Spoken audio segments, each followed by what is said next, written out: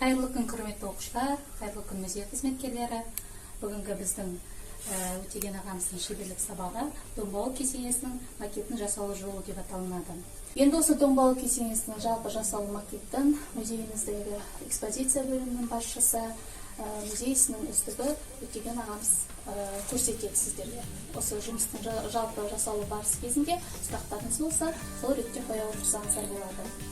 Ал Өтеген аға, оқушыларымызға осы домбауыл кесенесінің жасалу жолдарын көрсетсеңіз. Армызда құрметті оқушылар, бірінші жаңа түсіндіріп айтты.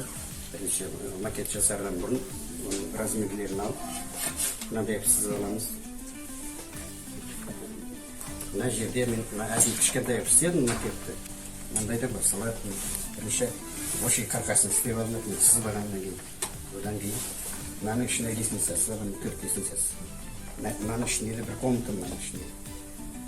Комнатасын размері 4x4, қабырғасы 2 метр қабырға бар. Сосын мыналарын макет істеген кезінде мынаның бір форекстен немесе аргариттен істелінеді. Сосын мынандай тастармен тастардың бәрі жазған тастар, аналардың бәрі жазған тастар, аналар күндерге размер. Домбауыл мылтыққан одан кішірек 4 есе кіші. Сосын істердің алдында бірінші малын бәрін дайындап алады, тастардың дайын. Кесетін жерлерін кесіп, мынандай өлшеп алып,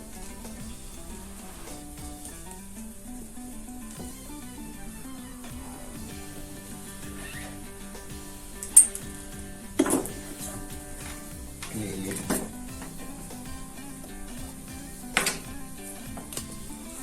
Мынау клей, кува клейі.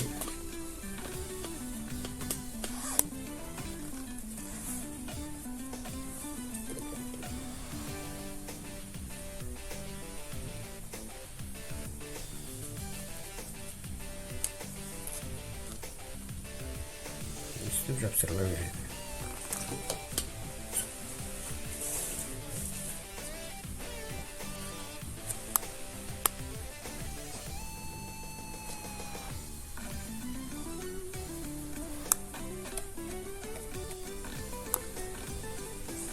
Сосын мынандай менде клейлеуге болады. Клей есті гвоздей.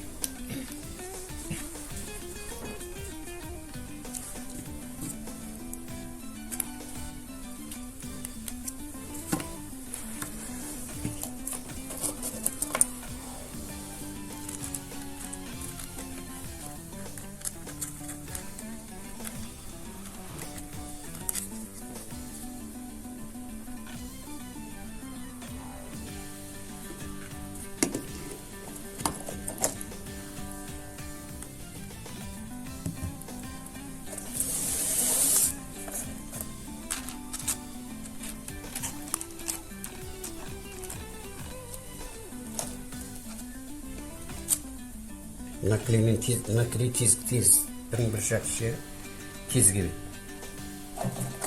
Мынау 3 сағат кепсе, мынау 3 минуттың ішінде келіп кетеді.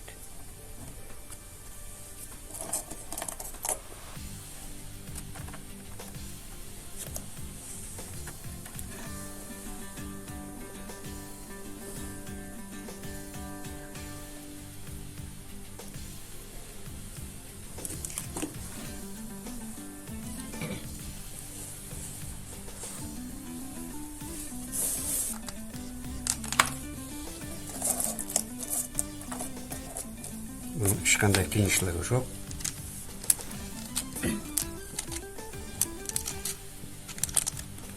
Каркас істеп алу керек, сосын соның сыртына жапсырылады. Егер каркас болмаса, сынып қалады.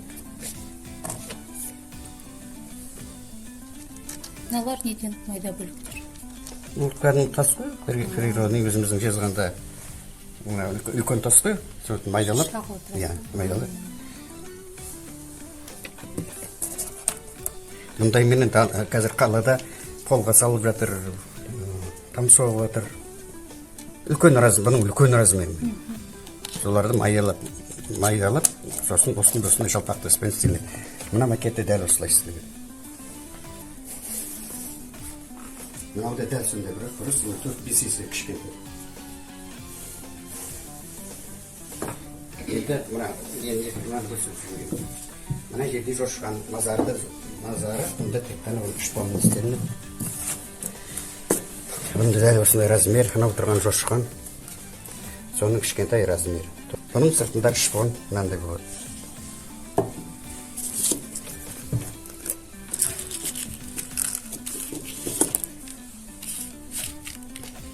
Панерден істелінген.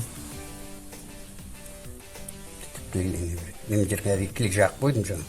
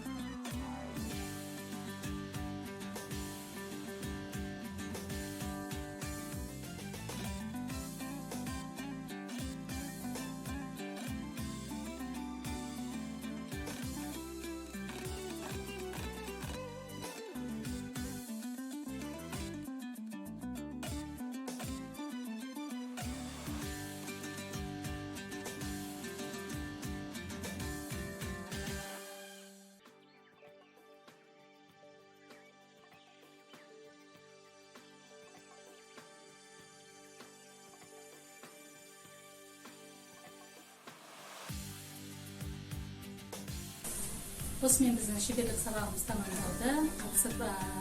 Шеберлік сабаққа келіп, қатысқан оқушыларға алғысымызды білдіреміз. Өтеген аға қолыңызға дерт бермесін, осындай шеберлік сабақтарды бізге жиі өткізе беріңіз. Рахмет.